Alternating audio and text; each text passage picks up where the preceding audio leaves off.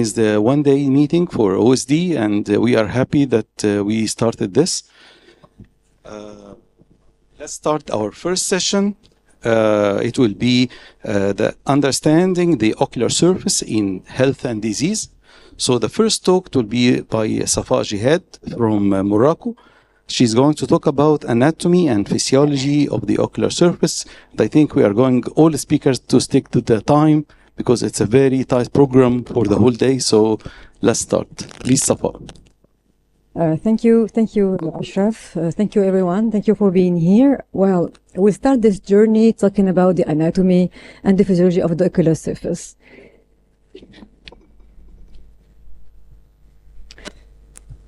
It doesn't pass by here? Right. Well, when I was first assigned to this topic, I told myself, oh my God, anatomy, that's gonna be so dry. But I challenged myself to make it dynamic and clinically relevant, especially as an opening of an exciting ocular surface day. So let's make it. We'll talk about the ocular surface, which is this continuous epithelial sheet extending from the cornea to the mucocutaneous junction, integrating cornea, conjunctiva, eyelid, lacrimal glands, all into a single functional unit. Now, let's quantify the system that will help us appreciate how fragile this balance is. We'll talk about a small area that varies with gas from 1.2 centimeters square in down gas to 3 centimeters square in when we look up, composed mainly by cornea, conjunctiva, and eyelid, all coated by just 6.5 microliter of tear film, which must be evenly coated with every blink. We blink around 17 times per minute. That's under focused attention like me right now, it can drop to 4. It is a dynamic structure with a continuous evaporation of tear film influenced by many conditions and factors like airflow, temperature, and humidity. So yes, it is a small surface operating under huge stress. Let's start by the cornea, which is the structural and the functional centerpiece of this ocular surface. It's measured 11 by 11.7, and it makes up about 45% of the total exposed area. Everything else around it exists to protect and to serve this avascular transparent window. It is composed of 5 layers, but only the epithelium is considered part of the ocular surface anatomical units. So this epithelium is stratified, non-keratinized, with tight junction, continuous with the bulbar epithelium at the limbus. It makes up around 10% of the total corneal thickness, and it is inseparable both structurally and functionally from the tear film. This epithelium is hydrophobic, which means 2 main functions. First one, barrier function, limiting microbial and toxic penetration. Second function, related to the high surface tension, which make him with a very poor wettability. And the point here is that the uniform spread of the tear film is a sine qua non condition for the corneal wettability. Well, this tear film adhesion is one of many factors of corneal transparency, along with the tight epithelial junction, the aligned stromal fiber, the endothelial pump, and the absence of both blood vessel and nerve myelin. Now let's focus briefly on corneal healing, especially layers that matter the most for the ocular surface. I mean, the epithelium and the Bowman's membrane. This one has no mechanism of repair. Its every injury will lead to fibrotic healing, and it can be a risk factor for persistent epithelial defects. In contrast, epithelium is a highly dynamic structure with a rapid healing around 24 hours and a complete renewal every 7 days, and this is thanks to the lumbal cell. That brings us naturally to the next key player of the ocular surface, which is the lumbus. It is the home of the stem cell. They live here in those palisades, the palisade of Bogues, and they divide, migrate centripetally, renewing constantly and continuously the corneal epithelium. And as you can see here, when they are deficient, the corneal epithelium gets replaced by the conjunctival one, and the cornea loses its transparency. Another important point about the epithelium, the lumbus, it is that he contains no goblet cell. The meaning here is that the mucin distributed over the cornea needs to come from further away, and it is spread over the cornea thanks to the blinking.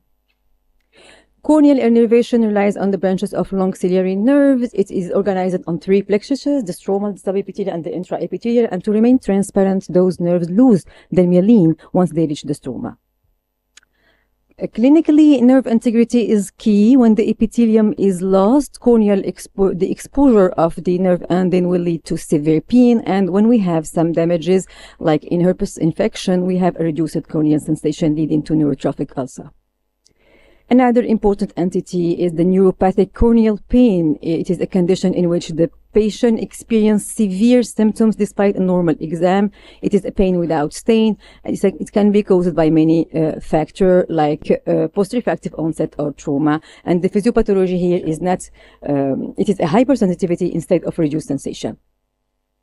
Well, those nerves or these nerves don't just carry pain. They are crucial in the corneal homeostasis or the ocular surface homeostasis, especially tear secretion, blinking, and epithelial healing. Now, let's move to the conjunctiva, this thin translucent membrane, which is that connects the globe to the eyelid. We divide it into three segments: the bulbar, the palpebral, and the fornicel part. Histologically, it has three layers: the epithelium, the adenoid, and the fibrous layer. And those goblet cells arise from the basal part, migrate upward, secrete mucin, and disintegrate. Goblet cell has many functions, essentially tear film stability, reducing friction during blinking, and cleaning pathogens, and we can assess their integrity clinically by the staining of leucine. In dry eye, the global cell density is reduced, as we can see here in this in vivo microscopy, confocal microscopy, and it has been shown and proved that the role of vitamin E in treating dry eye and managing dry eye is by revitalizing those goblet cells. Conjunctiva contain many accessory lacrimal glands, like Cross gland in the fornices, Wolfram gland in the upper tarsus border, Popov gland within the carbuncle. All together contribute to basal tear secretion and makes up 10% of the total lacrimal secretory mass. Well, coming to the eyelid, they play a protective role. They house meibomian gland and eyelashes, and they provide a role of barrier and lubrication. Blinking is key. It allows the spread of the tear film, mechanical clearance of the ocular surface, and the tear film renewal.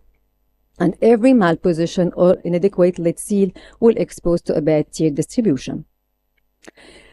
Coming to the lid margin, which is a crucial zone also, it is transition between the skin and the conjunctiva. It contains a follicle, lashes follicle, and meibomian orifice, showing normally a clear, thin, runny meibum. We won't speak about the tear film, as a dedicated talk will be coming soon this morning.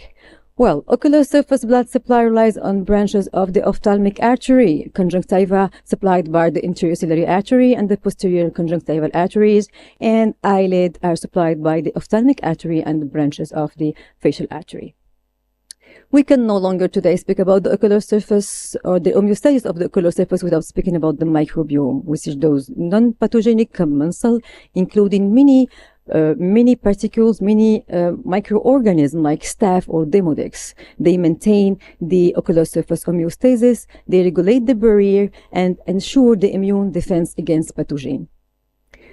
And we can witness this dysbiosis when this microbiome becomes pathogenic, like in many conditions with many risk factors like aging, chronic inflammation, no long-term use of drugs, especially steroids and antibiotics, and some systemic disease like rosacea, under environmental stress like makeup, pollution, screen time, or poor lid hygiene.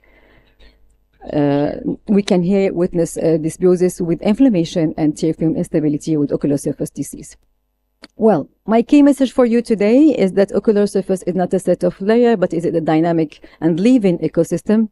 Every dysfunction starts with an anatomical breakdown, and all those anatomical elements that we've seen with the microbiome coexist in a perfect balance. And when this balance is disrupted, dry eye and ocular surface disease appear.